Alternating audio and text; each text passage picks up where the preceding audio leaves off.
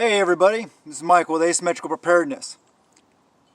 That's a sign of some good soil. Look at those worms. Crazy amount of worms in this bed. I mean, it almost is like a worm farm here. This is a Jerusalem artichoke bed. This is a little thin, say 2x8 bed. So what's a Jerusalem artichoke? These, talked about them before, done a bunch of videos on them. It's an invasive species. They'll grow back year after year. They're drought resistant. They're high in protein. Low in the glycemic index, yada, yada, yada. Awesome prepper food. They will give you gas. I thought my family was resistant to it until we started including a higher quantity of these mixed in with our home-style potatoes and found out that, oh yeah, you get gas. So what I recommend is, these things are an awesome food. And they grow back year after year. They look like a weed when they're growing, but they produce a lot of food. And like I said, high in protein, all the other stuff. Check out the videos I've done on Jerusalem artichokes, or the ultimate prepper food, stuff like that. But, so what I recommend is maybe using a quarter Jerusalem artichokes to potato percentage, basically. So 25% Jerusalem artichokes, 75% potatoes in mashed potatoes, in home-style potatoes, in scallop potatoes, whatever you want, however you want to cook it. Do that, about a quarter Jerusalem artichokes, 3/4 potatoes, because you'll still get the use of these. You'll still get the protein, you'll still get all the nutrients, and you'll be able to use them. So it'll make your potatoes go further. But you won't get gas. So while I'm here talking to you, I just wanted to show you, I was just going to plant a couple more. Because this bed is already planted in them, but I wanted to plant a couple more just because I have a couple more and I don't really want to put them anywhere else because they're an invasive species. So I just dug a, you know what, that's like a 6-inch hole. There we go, toss them in just like a potato and then cover them up. That's pretty much all you have to do. Here's another good one. Look, make sure it's good quality. Yep, good shape. Cover it up. And the reason why I'm doing this is because I want to get them in the ground before they go bad, because these have been sitting in a bag outside. In the cool temperatures, they'll stay. But it starts getting warmer, they'll go soft and get bad much quicker than potatoes will. So just throw another one in here, cover them up with some dirt, and etc. Just a sec, let me finish this.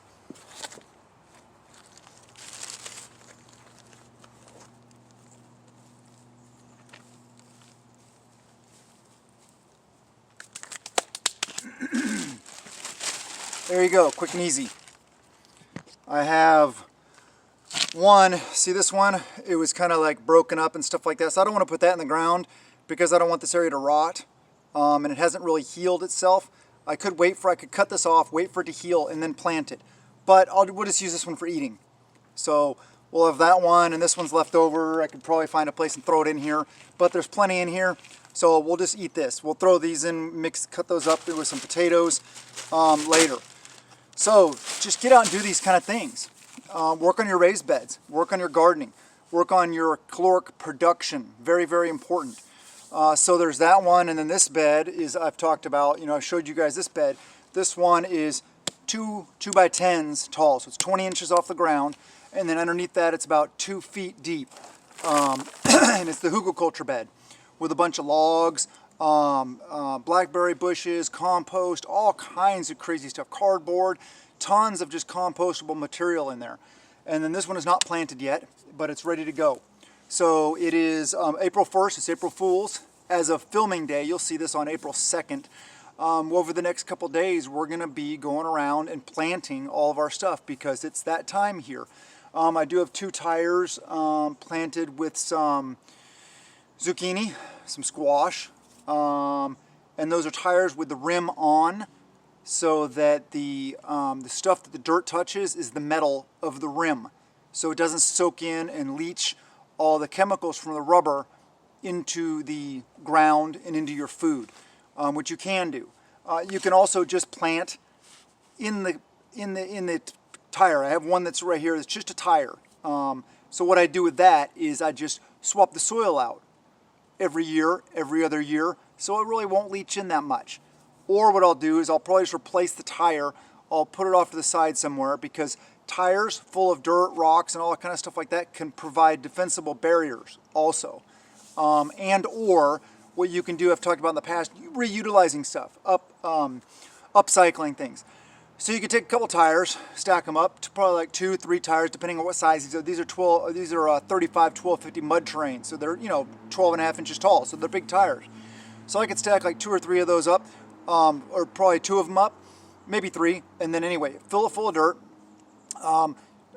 Make a thing around the outside of pallet wood, and then maybe use baling wire to hook it together. Maybe use something, use your imagination to hook it together, and then cover it up the top, and then plant some flowers in there, because who cares if some chemicals leach into the ground? It looks like a flower planter basically. But what is that also? That is also a bullet resistant feature. Hopefully you don't need things like that, but it can be a pretty flower planter and that dual purpose, and or just a feature in your yard. So you can put a bird bath on top of it, whatever, because inside there it helps you get rid of, you don't have to pay to get rid of the tires, you don't have to worry about them going to landfill, whatever it is. They just sit right there. Yeah, anyway, so we're going to be planting over the next couple days, because we're starting to get really nice days a lot. It's still pretty rainy, so I'll plant some of the things maybe that have deeper seeds.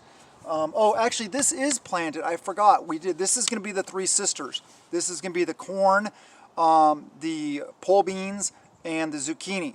So the corn is already planted down the middle. So we have corn down the middle, kind of like a double row down the middle of this. And then once it gets to about 5-6 inches tall, we'll plant the pole beans next to it so they can grow up the corn shaft. And then after that, about a week later, we'll be planting the zucchini. So we'll let you know how that goes. But yeah, we're going to start doing some planting. I do have some onions planted. I do have 2 raised beds of potatoes already. I already have this of Jerusalem artichokes. And I have a row of peas planted over there also. So, and then I have random onions that are still growing up. I have a whole raised bed of onions and lots of green onions right now. So please get ready to do the things. If you're not ready to plant yet, go ahead and build your raised beds. Go ahead and break up your soil, condition your soil, throw compost into your soil, stuff like that if you can. If you're still frozen solid, well, you can build raised beds. Shovel off the snow, build raised beds. If you don't want to do that, maybe greenhouse type stuff. But producing your own calories is so, so important. And yeah, think of ways to save money. Like I've made raised beds out of logs. You can use pallets. You can use old lumber, old wood. Just don't use pressure treated because they have chemicals in it. Always looking for ways to save money, like this shirt. This is a $1 t-shirt from Deseret Industries. We went yesterday, or maybe it was the day before. I forget when we went. But we needed a couple things. We're trying to save money. We're trying to budget, really, be really budget conscious right now.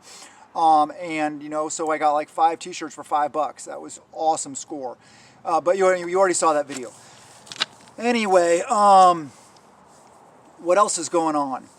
Yeah, that's predominantly the thing. We're going to be planting a bunch. I did have a company contact me about doing a review of it's like an outdoor barbecue type thing. I don't know. So I'm like, yeah, sure. Send it to me, I'll give an honest review. Honest, completely honest. If it's crap, I'll tell you. I've done it before, and I'll do it again. So, yeah, thank you guys so much for being here. I really appreciate it. I appreciate all the support, all the comments, all the likes, all the sharing of the videos. You guys are awesome. Team AP rocks. I love this. Also, I'm looking to do a live stream soon.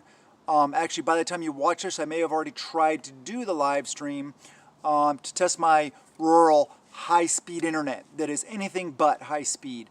I think we get 700K. We're supposed to be getting 2 meg, and we get 700K as our actual. So yeah, it sucks. Uploading videos for me here, it's faster for me to do it on data than it is on my internet. If I try it on my internet, a 15-minute video will take 4 to 6, sometimes 8 hours to upload. So that's one of my limits on putting out content and doing live streams and doing collaboration videos and stuff like that, which I want to be doing a lot more of. Data, I can get a video to upload in 2 to 3 hours. Sometimes faster preps of the day or short videos, so I can usually get them uploaded in an hour or 2. But anyway, thank you guys for sticking with me. I really appreciate it. I'm really going to try to do a lot more for growth of the channel. More live streams, more collaboration videos, more content, better content, all those kind of things. And as we get into gardening, we're going to obviously be oriented for that side of things. If you want to see some of the defense and security related stuff, that's over on Patreon. The link is in the description below. Check us out there. It's $1 a month. It's well worth it. I'll be honest, it is, really.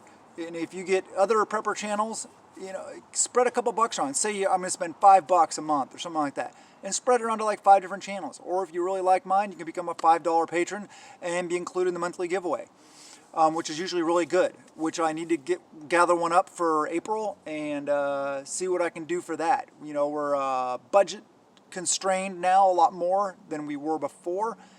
But I still want to make it good for my patrons, especially the $5 and up patrons. Anyway, I love you guys. Thank you for being here. I really appreciate all your support. Have a wonderful day. Remember, prepping is living insurance. And work on your fitness. Fitness is key. Everything's going to be more physical in an SHTF scenario. I love you guys, and blessings to you and yours.